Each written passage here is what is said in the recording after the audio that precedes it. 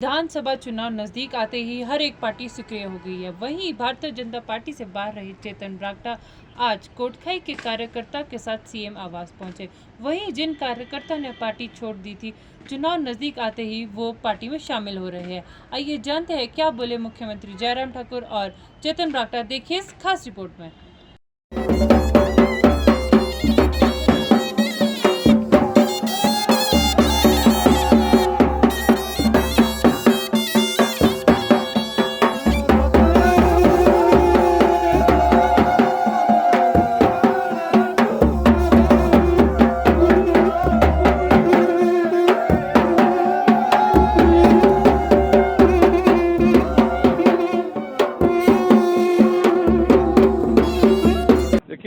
जिंदगी में ऐसे दौर आते हैं और कभी बिछड़ते हैं, कभी मिलते हैं। और मैंने इसी प्रकार से बात कही कि एक मोड़ आया था जहां हम बिछड़ गए थे, लेकिन एक मोड़ फिर से आया जहां हम फिर मिल गए, मिल करके आगे बढ़ रहे हैं। और मुझे इस बात की खुशी है कि जुब्बल कोटखाई में हमारी पार्टी का बहुत मजबूत संगठन है, आधार है। चेतन ब्राक्टा जी की भारतीय जनता पार्टी में वापसी होने के साथ वहां पर पार्टी को मजबूती मिली है।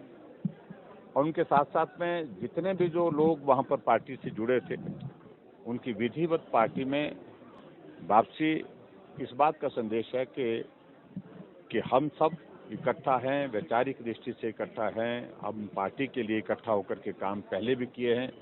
हम पार्टी को मजबूत करने के लिए, पार्टी की जीत दिलाने के लिए फिर से इकट्ठा होकर के काम करेंगे। इस भाव के साथ सभी लोग ने आदरणीय प्रधानमंत्री जी की नीतियों पर अपनी आस्था व्यक्त की है।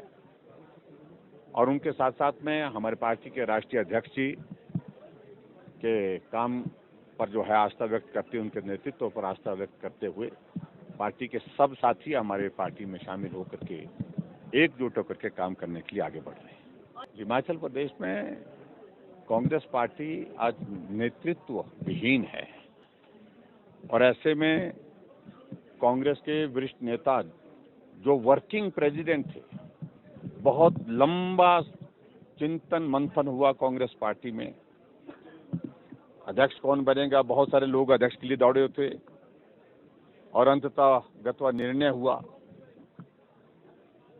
लेकिन अध्यक्ष के साथ 4 कार्यकारी अध्यक्ष बनाए गए।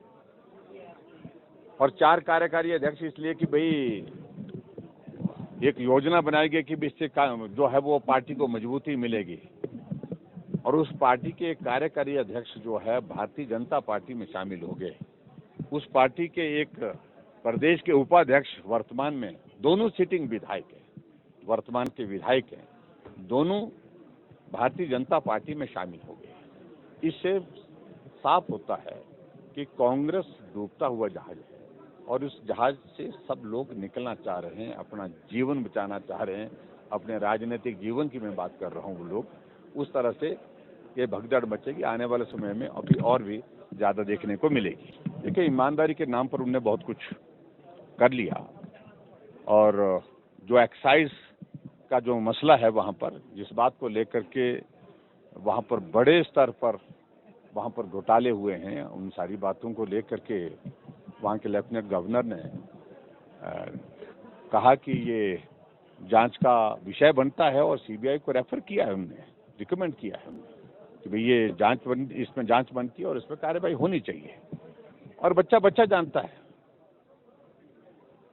क्या वहां दिल्ली में एक्साइज में क्या हो रहा है, किस प्रकार की सारी चीजों को वहां पर प्लान करके एक्साइज के माध्यम से पैसा इकट्ठा करने का उनने एक तरीका निकाला था। और ऐसे में मुझे ज्यादा नहीं कहना है, क्योंकि अभी तो सारी चीजों को लेकर के कानून के मुताबिक जो कार्रवाई हो रही है वो हो रही है, लेकिन फैक्ट्स आने चाहिए, फैक्ट्स आने दीजिए, उसके बाद बात करें। ऐसा मैं मानता हूँ उसमें अब किसानों के हित से ज्यादा, बागबानों के हित से ज्यादा राजनीतिक हित जो है वो सामने आ गया है उनके। मैं आग्रह करूंगा उनसे कि जो जेन्युइन इश्यूज है उन पर हमारी चर्चा हुई है, बातचीत हुई है, उसके समाधान करने के लिए कुछ कदम हमने उठा लिए हैं, कुछ कदम उठाने के, लेकिन कम से कम बागबानों और किसानों को गुमराह करने की कोशिश मत करो, इसमें राजनीति लाने की कोशिश मत करो। एक्सपोज हो गया आम आदमी पार्टी की बात है, कांग्रेस पहले से एक्सपोज है, और आम आदमी पार्टी अबोध। वहाँ का जो हमारा जो मंडल का स्ट्रक्चर है वो ऑलरेडी एग्जिस्ट करता है। अब जो कुछ कमियां हमने इलेक्शंस में खुद व्यक्तिगत रूप से हमने देखी है और जो चीज़ें हमारे से गलत हुई हैं उसको हम ठीक करेंगे और आगे बढ़ेंगे। मैं आपको एक बात बता दूं, बहुत ज़बरदस्त टक्कर हम कांग्रेस को ज़िला शिमला में और जुब्बल नावर कोटखाई में देने वाले हैं। देखिए, मैं मीडिया के माध्यम से मैं सारे लोगों को बताना चाहता हूँ, पिछले 10 महीने में देखिए मैंडेट बड़ा क्लियर था। जो मैंडेट मिलना था वो 11 महीने का मिलना था और लास्ट 10 मंथ्स में अगर मैं यहाँ के सामान्य विधायक जी की रिपोर्ट कार्ड में जल्दी उसको मैं लोगों के बीच में साझा करूंगा, वो बहुत ही कुछ नहीं कर पाए हैं और ये हमारे पास आंकड़े हैं। जब वो खुद सीपीएस से खुद वो एमएलए थे और जब उनकी सरकार थी कांग्रेस की 2013 से 17 तक, तो हमेशा बोलते थे मेरी वीरभद्र जी से नहीं बनती, वो मेरा कोई काम नहीं करते हैं। आजकल उन्होंने एक और नया हथकंडा अपनाना शुरू कर दिया। उन्होंने बोलना शुरू कर दिया है कि मेरी जयराम ठाकुर जी से नहीं बनती, मैं कुछ नहीं कर सकता। तो मुझे लगता है उनको अपना जो एक इंटरपर्सनल स्किल होता है जिसको हम अंग्रेजी में बोलते हैं, उनका एक लाइजनिंग का काम उनको अच्छी तरह से करना चाहिए। और ठाकुर जयराम जी सबकी बात सुनते हैं, ऐसा नहीं कि सिर्फ भारतीय जनता पार्टी के विधायकों की सुनते हैं, वो सबकी सुनते हैं। और जो काम स्वर्गीय निंदर बरागटा जी और जयराम ठाकुर जी ने जो प्रोसेस के काम उसको आजकल वो उसको अपना बनाने की कोशिश कर रहे हैं और यही चीजें हम लोगों के बीच में बूथ लेवल तक जाएंगे। हम लोगों ने भारतीय जनता पार्टी को, और ये कोई बरागटा फैमिली का नहीं है, ये जो इतने सारे हमारे लोग खड़े हैं, 9 पूर्व में मंडल अध्यक्ष रहे, जनता पार्टी के समेत रहे हैं, कुछ यहाँ पे मैं देख रहा हूँ हमारे पुराने सारे साथी जो बरागटा जी के साथ जुड़े थे इमरजेंसी से पहले से, वो लोग सब आए हैं। तो वो बरागटा फैमिली नहीं है, वो एक लीडर थे उनके, मैं मानता हूँ उस बात को। और आज हम सामूहिक सब साथ चलेंगे और कांग्रेस को वहाँ से हम दोबारा से हराएंगे। देखिए, किसी तरह का कोई शक्ति प्रदर्शन नहीं था।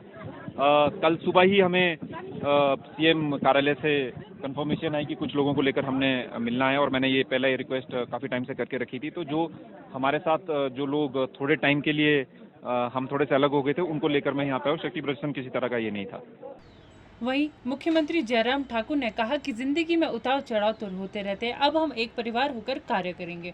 वहीं चेतन बरागटा ने कहा कि अब मैं अपने घर में वापस आ गया हूं, इस बार हम जुब्बल नावर कोटखाई में कांग्रेस पार्टी को बहुत बड़ी टक्कर देने वाले हैं। हिमाचल दर्पण लाइव टीवी के लिए मैं मुस्कान चौहान, राजधानी शिमला।